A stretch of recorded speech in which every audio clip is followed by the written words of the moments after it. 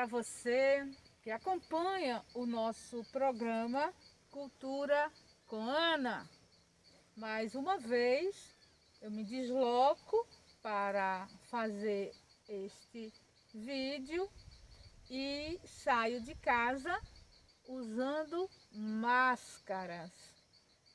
Como estou em um lugar que não tem fluxo de outras pessoas, eu me dou o direito de tirar a máscara, porque não corro risco nem de ser contaminada e nem de contaminar ninguém.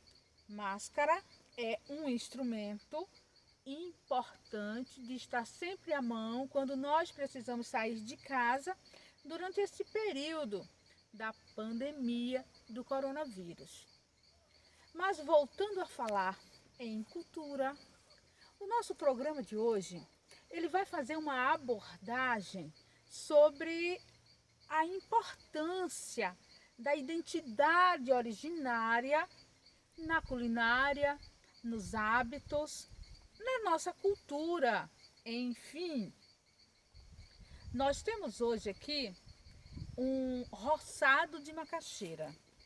A macaxeira, ela é uma raiz tuberosa que é conhecida no Brasil a partir da designação de mandioca, aipim e macaxeira, como é o caso da região onde hoje eu me encontro. Aqui na região Nordeste, a macaxeira, ela faz parte da vida de todos nós, principalmente em áreas mais devotadas ao cultivo. Perceba que ela não ocupa tanto espaço e por conta disso, na minha infância eu tenho memória de muitas casas terem quintais e nos quintais existirem a plantação, as plantações de macaxeira para consumo. Gente, isso é de uma riqueza que hoje eu aproveito o espaço desse programa para fazer uma reflexão sobre ela. Quem nos convenceu a abrir mão de utilizar os espaços de terra dos quintais para cultivar elementos naturais para o nosso próprio consumo? Sabe quem? O mercado. O mercado, ele fez com que nós sentíssemos uma espécie de rejeição pelo cultivo das coisas, sempre mostrando que era mais seguro, que era mais rápido, era mais prático comprar. Então ele ocupou essa função e nós nos tornamos somente consumidores. Na memória que eu tenho do cultivo da macaxeira no quintal, hoje eu também cultivo no meu quintal, não um roçado como esse aqui. Esse aqui, ele está na vizinhança da minha casa e ele é feito provavelmente para a venda do produto. Na minha casa tem menos pés que esse aqui, mas está lá em honra a essa memória que eu tenho da minha infância, da minha adolescência, onde os meus ancestrais, onde os povos da minha região, eles ainda tinham uma autonomia alimentar muito maior do que hoje e utilizavam os espaços dos próprios quintais para fazerem estes cultivos e consumiam tranquilamente, sem nenhum problema. Eu lembro que nestes quintais, além da macaxeira, era possível encontrar a batata, que é um outro tubérculo, a batata doce. É um outro tubérculo muito fácil de plantar e muito bom de consumir, porque tem muitos elementos nutricionais. A macaxeira, por exemplo, ela é uma fonte de cálcio, potássio e, inclusive, auxilia na digestão e ajuda no humor. Imagina que coisa boa ter um elemento assim sem nenhum tipo de manipulação. nem de produtos tóxicos e também longe da especulação do mercado, plantando em casa. Então, a planta é muito fácil de ser feita. Olha só, a macaxeira, ela é na própria raiz que ela dá o broto. Isso aqui é conhecido na região como maniva. Então, arranca-se a raiz, né, da macaxeira, se tira a folhagem, que inclusive a folhagem da macaxeira ela é rica em ferro. Houve um período em que a Pastoral da Criança no Brasil, ela tirou muita criança da desnutrição utilizando a folha da macaxeira como matéria-prima para a multimistura, porque ela tem muito ferro e outros nutrientes. No caso aqui, para se obter a maniva, se descarta a folha e dá uma quebrada no tronco aqui, coloca lá na terra e daqui vai nascer um outro pé de macaxeira. Não é um processo difícil, é um processo fácil. Difícil talvez esteja sendo romper com estes valores novos que o mercado nos trouxe e colocou em nós a sanha do consumo, do que está pronto, do que está feito lá fora, e nos alienou das nossas raízes, essa origem sobrevivente, esta origem resiliente, guerreira que nós temos e que foi embaçada ao longo dos tempos por uma ideia de louvor do urbanismo, o louvor da vida urbana e louvor do consumo de maneira rápida e imediata nos grandes centros de mercado. As nossas raízes originárias, elas deixaram para nós essas lições de sobrevivência.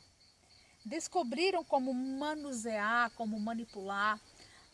A macaxeira é um tubérculo de origem bastante espalhada por toda a América do Sul.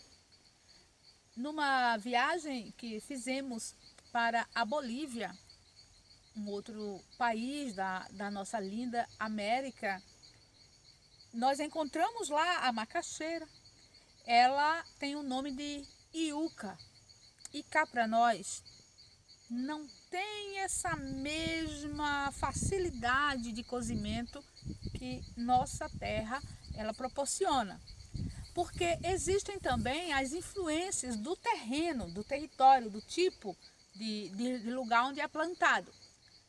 Aqui onde eu estou, a macaxeira ela tem um elemento que pode ser dito um valor que é terroir. Sim, se lá na Bolívia a iuca ela encontra um terreno com outros minérios, com muito menos água do que aqui.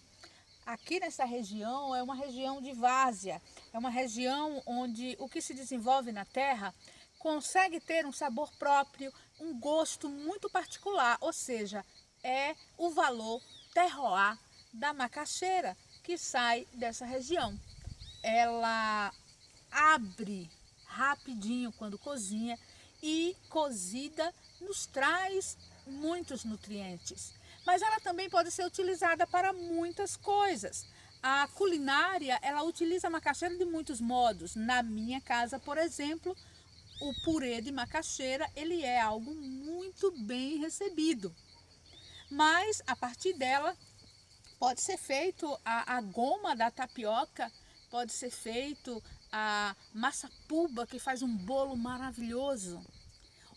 Na minha casa, com a minha mãe, eu aprendi uma receita que é antiga, é uma receita secular, porque ela vem passando pelas mãos das mulheres, já que os homens, eles vêm recusando a assumir essa herança na cozinha, talvez por questões que a gente possa discutir em uma outra situação, mas nessa aqui eu louvo estas mulheres que não deixaram passar a sabedoria ancestral e até que chegou na minha mãe e nos meus olhos, observando minha mãe fazer, porque nunca fui de aprender receitas em medidas, porque ela não usava essas medidas.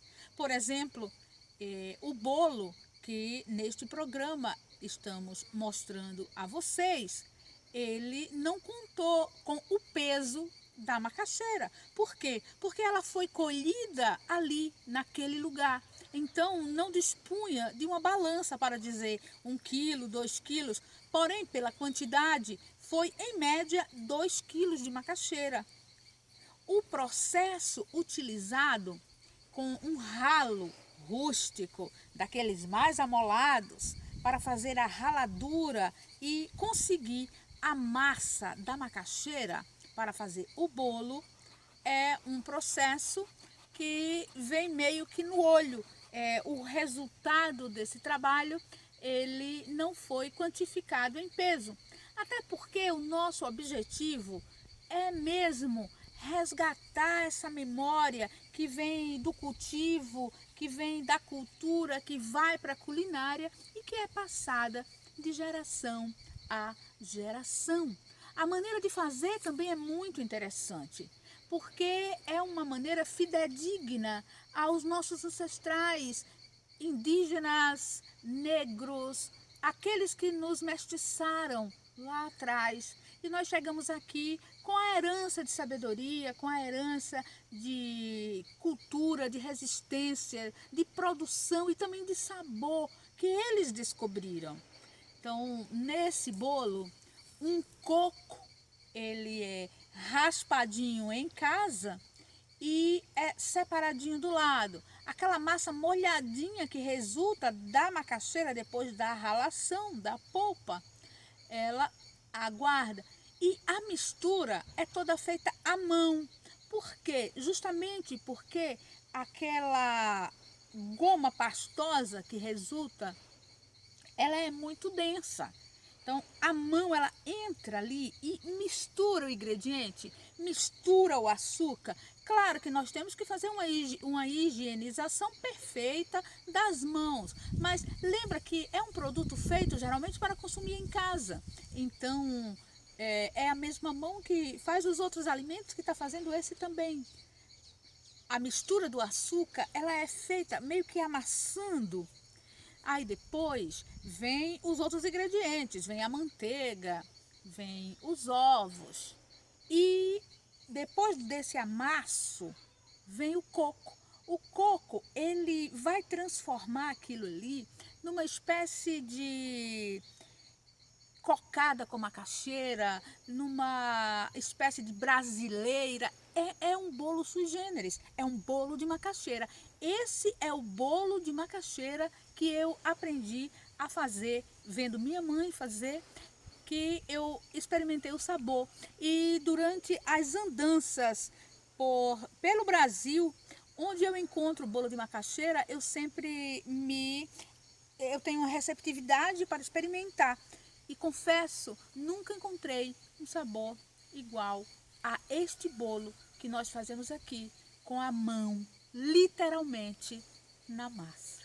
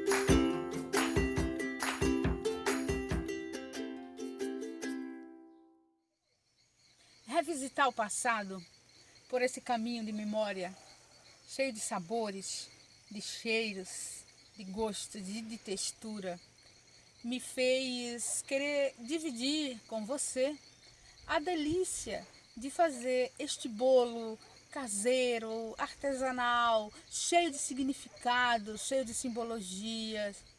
Como a massa da macaxeira, ela é muito densa, então ela leva um tempo médio de cozimento entre 40 a 45 minutos.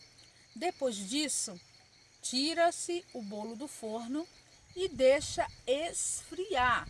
O tempo de esfriamento, ele costuma também ser um pouco mais longo, mas depois que você consegue desenformar e partir, está pronto para fazer par com aquele café cheiroso, com aquele chá saboroso, convidando pessoas queridas para partilhar desta delícia. Na minha casa, nenhum pedacinho haverá de sobrar. Na nossa região, existe também muita produção de farinha, embora já não seja na mesma proporção que era, por exemplo, no tempo referência da minha infância. Porque houve a derrubada das casas de farinha, houve a apropriação dos atravessadores nesse meio termo entre o cultivo, a raspação da mandioca, moer, fazer a farinha, torrar. Tudo isso foi muito afetado pelos interesses de mercado. Mas uma coisa sempre ficou muito bendita para todas as crianças daquela época, é que nem todos os pés que parecem ser macaxeira, eles são macaxeira. E era dito para nós que macaxeira podia comer, mandioca brava não. Aquela mandioca brava, ela seria usada para fazer a farinha. A macaxeira nós poderíamos comer. Apesar de existirem indicações de que a macaxeira ela não deve ser consumida crua, porque pode causar intoxicação, a criançada sempre comeu macaxeira crua sim. E as áreas mais pobres, geralmente pegava a macaxeira crua e saía comendo na falta de um outro tipo de lanche. Lembre que isso não é uma romantização da falta do lanche ou da falta de opção alimentar, mas é um resgate da memória de resistência, de como esse povo conseguiu sobreviver à pobreza durante tanto tempo de abandono e de vulnerabilidade social. No livro de Graciliano Ramos, Vidas Secas, existe uma cena em que o filho de Fabiano, ele de tanta fome que ele encontra um tubérculo, mas infelizmente não é a macaxeira que a gente consome, é justamente a mandioca brava. E a mandioca brava, o sertanejo, ele tem o conhecimento de que não pode comer crua por causa do envenenamento. E é o que ocorre com o filho de Fabiano e de Sinha Vitória. A história Vidas Secas, ela relata muito da dor e da força do povo nordestino, mas também deixa em evidência a desigualdade de um país que abandona famílias inteiras, com crianças inclusive, a uma situação de Deus dará. Isso não é uma cultura que nos orgulhe e não merece ser defendida, nem mantida e muito menos reproduzida. Aqui deixamos o nosso protesto pelo direito alimentar de todas as famílias e que as crianças nordestinas e brasileiras, em uma alusão a todas as outras regiões, tenham sempre à mesa aquilo que o corpo pede para o desenvolvimento. Que não nos deixemos levar pela romantização do sofrimento, da pobreza, da miséria e nem da fome. E olhemos para a terra como uma resposta às necessidades humanas de sobrevivência, às respostas que o sistema capitalista ele se opõe em oferecer, mas que nós e os nossos ancestrais sabemos que é aqui que está o alimento. Terra é vida.